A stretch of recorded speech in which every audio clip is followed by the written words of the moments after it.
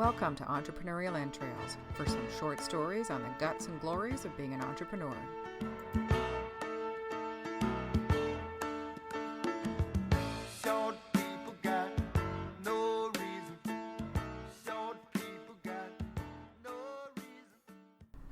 Hey, it's Elizabeth Plouffe, and welcome to Entrepreneurial Entrails. It's kind of a combo deal today. We're kind of doing Entrepreneurial Entrails and Ballsy in Review. So just to recap, I'm an entrepreneur in Halton Region here in Ontario that owns MCV Communications. I've been an entrepreneur off and on for 20 years. I've had a cake decorating business, I had a gardening business.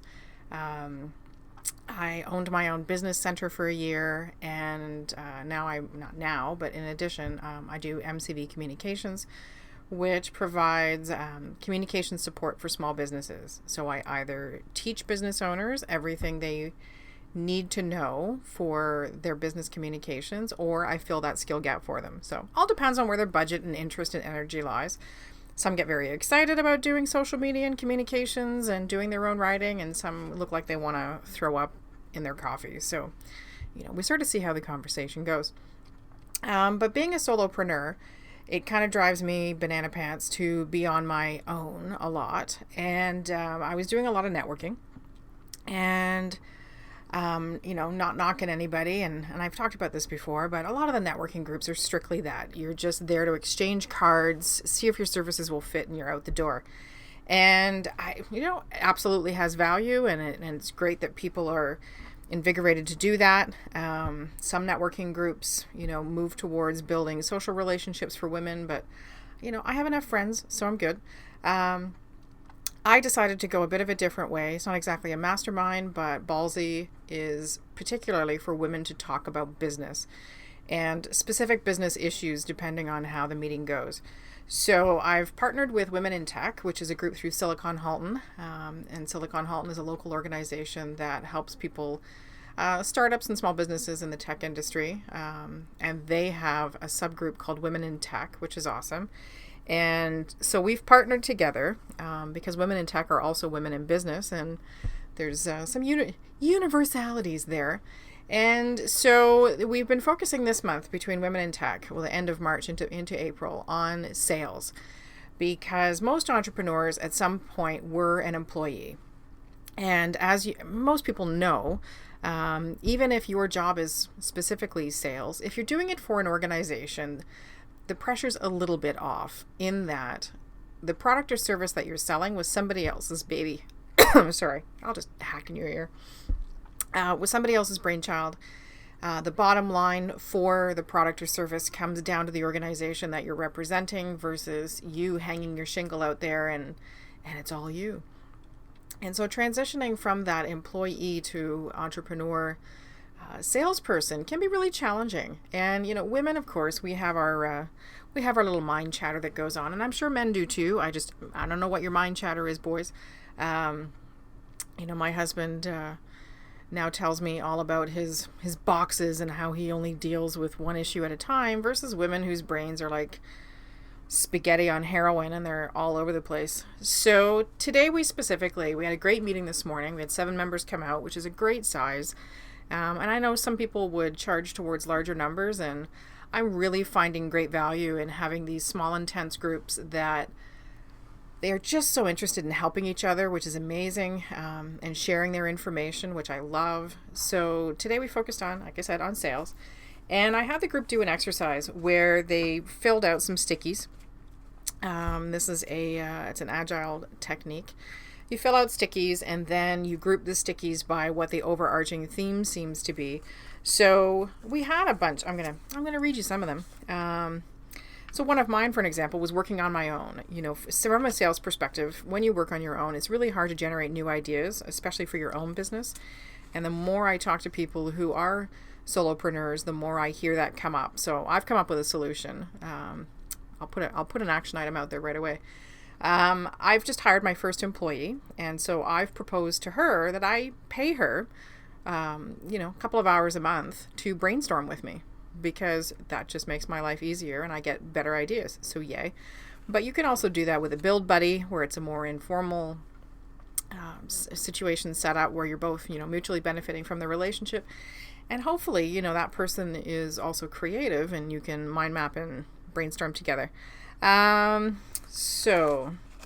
Overcoming client resistance. We talked about the limbic brain system this morning and how if your sales messaging is off or threatening, that as soon as you trigger the limbic brain in somebody, they are not listening to what you have to say. And the limbic part of your brain is to do with fight or flight. So perceiving threats and the reality of those and what have you. Worst thing you can do is trigger that in somebody when you're trying to sell them, because then you're hooped and your job is that much harder.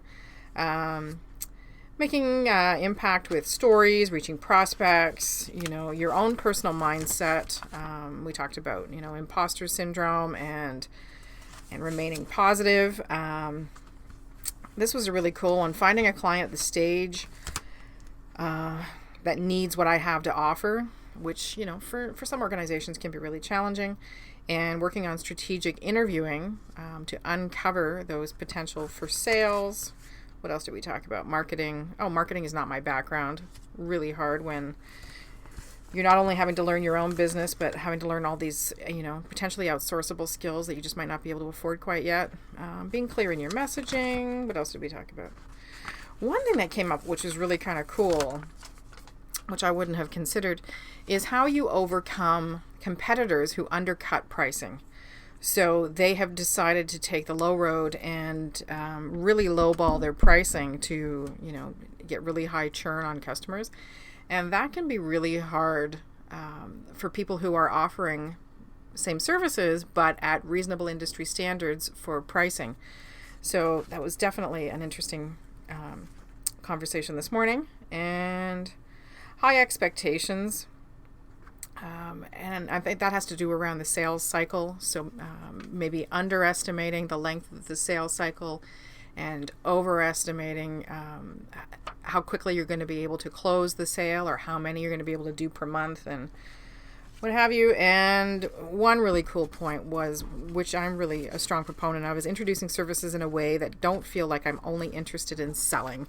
So, getting the sales message across without being cheesy and setting off the whoop whoop sales alert. So we talked about a variety of things. I'm a huge believer in education, obviously. That's why I do this podcast. And if sales is something that you're struggling with, then, the value to you to commit an hour or two a month, which is quite truthful, a little low on the time scale, but upfront, an hour or two a month to investigating webinars, any local workshops, books, all that kind of stuff. My other podcast, usually for Wise Word Wednesdays, is all about business books, and I'm transitioning into sales books, so that's what you'll hear about for the next couple of months. Investigating behavior change, ways that you can change your mindset if you are suffering from the imposter syndrome or you're in the throes of that transition from employee to entrepreneur, and you kind of have to get over the fact that it all starts, begins, and ends with you. Transitioning from one career to another and recognizing that you have transferable sales skills that you might not realize that you have. Or if you're entering back into the workforce after having been at home for a while, recognizing that you have to sell in one variety or another with your family just about every day, especially depending on the age of your kids. You have to negotiate with them and sell them on the idea of cleaning their room or sell them on the idea of, doing certain things. So don't discount the many ways you might be selling that you don't quite realize. And we had one member that came out today who was in a corporate role for quite a while. And we sort of talked over how she, in fact, had been selling for most of her corporate career. It just wasn't with the whole, sales moniker attached to it. So transferable skills and transferable experience, and maybe looking at your experience in a variety of roles differently to see where you may have been selling and not realize it, can sometimes give you some more confidence when you're now having to sell in this new entrepreneurial role. The sales cycle, understanding that you need at least 7 touch points with somebody before they're usually ready to commit to selling. And overcoming preconceived notions of your industry. So if you happen to be, and I'm not picking on anybody, these are just the ones that came up this morning, if you happen to be in finance,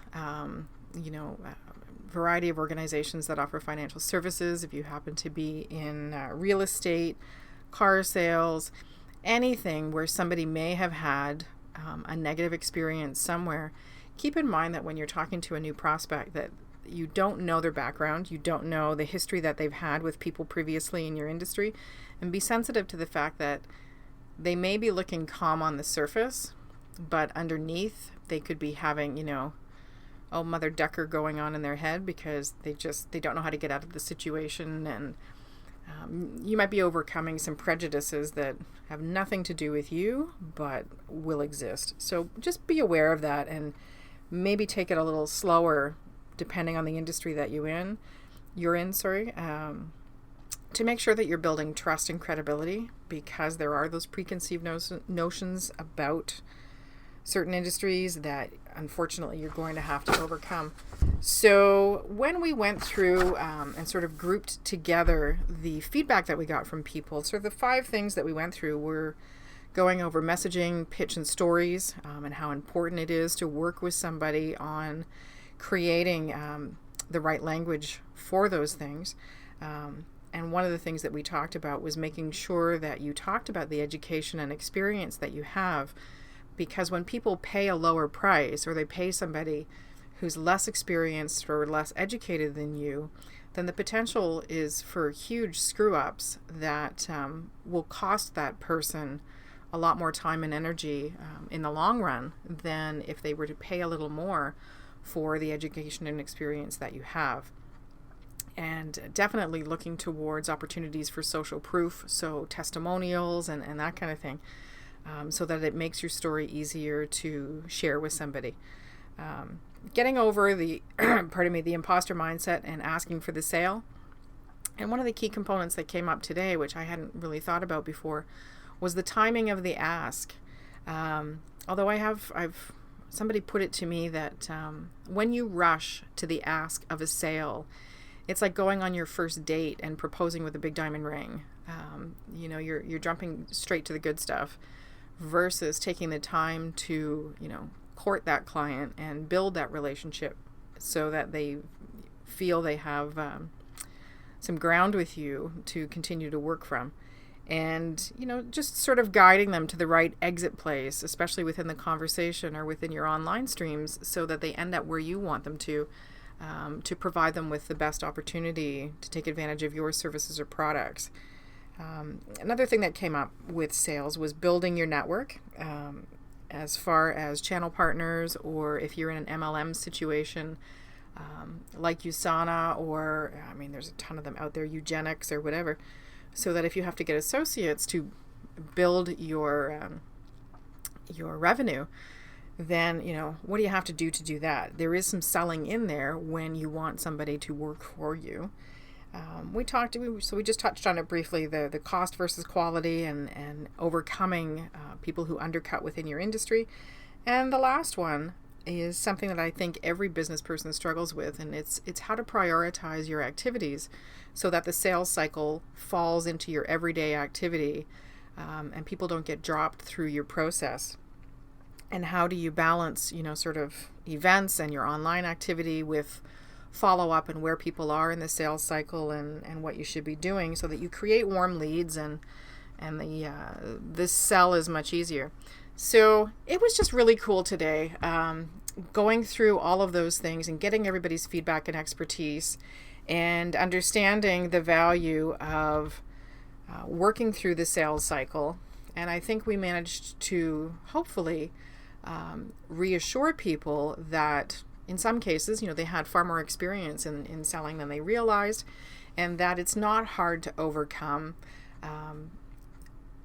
I truly believe that education is key to confidence. So I'm sitting on my Wise Word Library page on my website, which is all about the podcast that I do. And so some of the books that I've read for sales that I have found really helpful, for an example, one is by a local author, Scott Stratton. He did Unmarketing, and I actually have to read his, I'm going to add his second book to my pile, which is the revised edition, so I'm excited about reading that. Jab, Jab, Jab, Right Hook by Gary Vaynerchuk talks about your online selling and the different ways you need to look at how you're using Instagram and LinkedIn and the messaging that you're using. He does a great job of showing what falls flat and what works and why. Dale Carnegie, if you've never read any of Dale Carnegie's stuff, How to Win Friends and Influence People that's a massive part of selling. And so understanding what's going on psychologically behind the scenes is really key to making sure that, you're not, it's not something that you're doing or saying that's killing your business. And maybe asking for that feedback from people who may have overheard you in a sales situation. Swallow your pride and ask people to tell you exactly how you're doing is one of the best ways to improve your situation. You Inc. By Harry Beckwith was really well done. Very short and sweet little bites that are easy to apply. I'm actually going to reread that one. Pitch Anything by Oren Klaff, another great book. That appeared to be more about financial pitching and when you're trying to get funds for your startup and what have you, but it did talk about the psychological components that people can use during the selling process, positive and negative. Constantly rescheduling meetings with you, keeping you waiting, all that kind of thing, where they're trying to establish the power so that you're kind of off put with your selling and you stumble a bit and they nail you. Jeffrey Gitomer's got a great little book. Last name is Gitomer, called The Little Red Book of Selling. And again, these are all ones I've done podcasts on. So if you want to learn more about the book before you commit to it, then, these are all of these books are anywhere from, $10 to $40. It's not a massive investment, but the payoff can be a huge change into how you sell, and the difference it can make to your business can be key. I know I've noticed a huge difference in my ability to sell and what I'm not sell. We instinctively, I would offer, I'm going to stop with because there's a whole bunch on the website that you can have a look at, the Wise Word Library. Crush It by Gary Vaynerchuk's a great one. Shameless Exploitation is a funny one. That's by actually Paul Newman, the actor, and A.E. Hockner, about the start of Newman's Own salad dressings and stuff. And actually just finished reading Peter F. Drucker's Innovation and Entrepreneurship. That's another one that's got some wise words in it. But what I would suggest, I'm just going to wrap up a little bit because I'm going over, but what I would suggest is sit back for a second, especially if you're an entrepreneur, and think about selling for a second. And I know this might sound a bit goofy, but pay attention to what your body does. Do you have a visceral reaction where you pull back from the idea of selling? Or, do you have no reaction, which can also be a problem? Or do you think, yeah, no, great, can't wait to get in there, and you've had some positive experiences? And if you're having the positive experience, awesome, rock on, keep going. I would still recommend that you continue to learn and broaden your scope and pick up new skills. But if you thought about selling in the sales process for your business and you have a visceral reaction to pull back and you instantly have this sort of negative reaction to the idea of selling in the sales process, then I strongly encourage you to talk to somebody about it, colleague, whatever, because that fear, that anxiety only has power over you as long as you don't talk about it. The second you start talking about it, somebody, I guarantee you, somebody's going to commiserate with you, somebody's going to have empathy for you, and that person might have some tools that you can use to break that negative association that you have to the sales cycle and kind of help you put your big girl or boy pants on and do it. Because if you're an entrepreneur, you're it, my friend. If you are not willing to sell and promote your business, why should anybody want to work with you? And if your reaction to that was, well, because I'm effing awesome, that's great. You have to believe in you. You have to be willing to sell you in order for other people to buy you. So again, that's going to be my wrap up, and that's something that I'm going to recommend to my Ballsy group, that if you're having a gut reaction to selling that is anything but, yep, I can do that, then there's some work to be done. Like I say, find a mentor, find somebody to talk to voice your fears and take away the power that it's having over you. For God's sake, learn Invest in time every single month, every single week if you can, to improve your selling. And you know what? I'll be honest with you. If you haven't, pardon my language, if you haven't reached fuck it yet, then that could be part of the issue. Once you reach fuck it, I guarantee you selling isn't so scary. But if you can get over it before you reach fuck it, you might not be broke before you get there. So that's it for today. That's Ballsy in Review and some wise words all at once. Woohoo, twofer. I hope you're having a fantastic week. By the time you hear this, it's probably Thursday. So, only 4 more days until Monday, and then yeehaw. Just know that you have the guts and glory to make your own story. And you can check me out on Twitter at MCVPloof, and Instagram is the same thing. I'm on LinkedIn, Elizabeth Plouffe, and then check out MCV Communications. That's my website that I've got all kinds of wacky stuff on there. You sign up for a newsletter and all that fun stuff. That's it. Keep selling. And if you're not selling, find out why not. We'll talk to you soon. Bye-bye.